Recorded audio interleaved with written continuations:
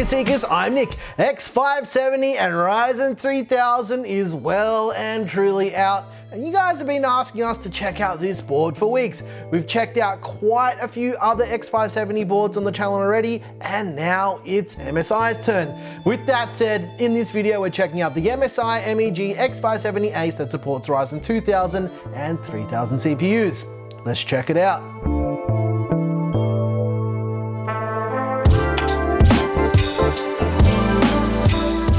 Just before we start this video, I want to make it super clear that our motherboard videos aren't reviews. They're just overviews so you can get an idea of the feature set with these boards and what physically comes in the box when you buy a brand new motherboard. We don't do VRM analysis or board teardowns or anything like that. There's plenty of other channels that cover all of that kind of stuff already, and we are not one of them. Don't ask why we don't do it, it's just not what we do here. Okay, let's check out the MEG X570 ACE. Alrighty ladies and gents, let's check out the MSI MEG X570 ACE motherboard for AMD's Ryzen 2000 and 3000 CPUs. So yeah, let's get it out of the box and out of the way first, and let's see what comes inside. Okay, the first thing we have is this little true gaming catalog, and this will just determine whether or not you're a true gamer. Not really. Next up, we have this thank you for choosing a MSI product. This is a little thing that basically says, thanks for buying this motherboard. Next up, we've got these stickers. Now, these stickers are labels for all of your cables to keep them nice and organized so you know what they are when you're plugging them in. This is a little shout out for MSI, review, reward, and win. This is a little scheme they've got going on, so if you leave a review, you can win some stuff. There is a quick installation guide which shows you for some reason how to install the cooler on an Intel socket. I'm just kidding, flip it over and it shows you how to do it on AM4. There's a user guide. The user guide is really handy in case you don't know what something is on the motherboard. It'll help you with overclocking and where stuff is in the BIOS. It's very, very handy, and keep this nearby at all times. We have this round circular plastic device that somehow stores files on it. No one's got optical drives. Please get rid of these. Give us USB sticks with everything on them. There's a little fabric bag inside of the box as well that has all of the other things like the screws and the cables and all the good stuff. So let's pull it all out and take a closer look. There's 3 M.2 screws so you can screw your M.2 drives right into your motherboard for all of that storage goodness. There is the Wi-Fi antenna for the built-in Wi-Fi 6 that's on this motherboard, and Bluetooth 5.0 built into this board. It's a little shark fin design. It's very, very nice. There's 4 SATA cables, or SATA cables, included with this motherboard. Everyone always gives me a hard time for my Australian pronunciation for things. We call it SATA in Australia, not SATA. Deal with it. There is a 4-pin 12-volt RGB splitter cable. This plugs into the 4-pin header on the motherboard. This motherboard only has one 4-pin header, which we're about to see. There's also 2 Corsair RGB cables. The motherboard has a Corsair header on it as well, and this also has the adapter cable for the addressable RGB connector, like the standard 3-pin one. And yeah, this true gaming badge to show you're a true gamer.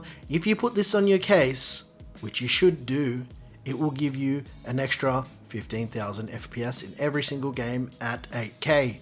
I'm joking, not really. Okay, let's pull the motherboard out of the anti-static packet and take a closer look at the MSI MEG X570 ACE. Let's go. There's the front panel audio connector, there's a 5-volt 3-pin addressable RGB header, there is 2 PWM fan headers, there's 2 USB 2.0 headers for things like AIOs and anything that uses USB 2.0. This is actually quite nice because they're starting to phase this out on some boards. There's a USB 3.0 header and a USB Type-C header, as well as a power button and a reset switch, an overclocking dial so you can turn it up to 11, literally I think it actually goes up to 11, and a 5-volt addressable RGB header. There's the front panel connector so you can plug in all your lights and all your wiring. There's a diagnostic LED screen that'll tell you if anything's wrong with your motherboard. There's 4 SATA, not SATA connectors. There's a right-angled USB 3.0 connector and a 24-pin power connector so you can send all of that juice to your fresh new motherboard. There's also a collection of 3 additional PWM fan connectors, Wow, this motherboard's got a lot of fan headers. I'm very surprised to see this. Next up is the Corsair addressable RGB connector, a 12-volt 4-pin RGB connector, and 2 more PWM fan connectors. One's for an AIO pump and the other is for a CPU fan. There's 2 8-pin EPS power connectors to send that juice to your brand new Ryzen 3000 3900X. That's the chip that you chose to put on this board, that is. There's a 16 times PCIe Gen 4 slot, there's a 1-time slot, there's an 8-time slot, another 1-time slot, and another 4-time slot right down the bottom. Like most other X570 boards on the market, there is a chipset fan, and this is what it looks like on the board underneath that cool little grill design. I quite like the look of this board, not gonna lie. Okay, let's pull off the M.2 heatsinks. This does support PCIe Gen 4 M.2 drives. Let's just take it off. Go on, pull it off. Nice and slow, that's right, it's filmed in slow motion. There's 3 slots like I just mentioned, and all 3 of these do support PCIe Gen 4 M.2 drives, and they're also backwards compatible with the regular Gen 3 drives as well. There's 4 DDR4 RAM slots which support overclocked memory up to 4666 MHz. The board uses a standard AM4 socket with standard cooler mounting. We're just going to take a little bit of a close look at that socket so you can see that it's completely standard. There's nothing funky going on here. Not like that ASRock ITX board with Intel cooler mounting. Spoiler alert. It's going to be here next week. Okay, it's not about ASRock, it's about MSI. Let's move on. Because it's 2019, we're going to talk about VRMs. It's got a 12-phase VRM, and the VRMs are configured in a 6+2 configuration. And as you can see, the cooling is quite adequate here. Very, very nice. Last but not least, we're going to talk about that rear I/O. There's a BIOS flashback button and a CMOS clear button. There's the Wi-Fi 6 antenna connectors. There's a PS2 port and some other USB ports. There's lots of USB, I'm not going to lie. There's a USB Type-C port, which is USB 3.2. There's gigabit Ethernet, as well as 2.5 gigabit Ethernet and 7.1 audio. And as well, you'll notice that the I/O shield is now built in. Very, very nice.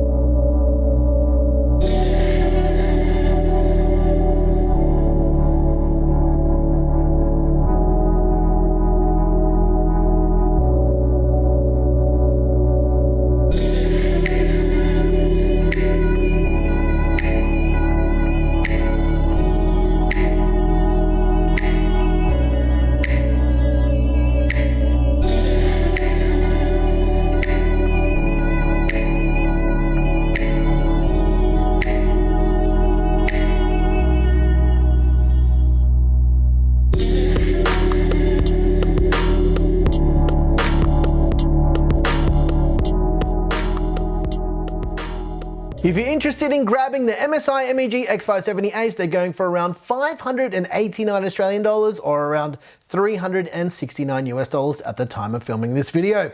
If you like this video, please like and subscribe. If you didn't like this video, you know what to do. Tell us what you hated about it. Once again, thank you so very much for watching. I'm your boy Nick with Gear Seekers. You pick, we seek. And yes, finally some MSI X570 goodness. We've got a build coming with this board very, very soon, so stay tuned. I think sometime in the next few days is going to be a pretty cool build.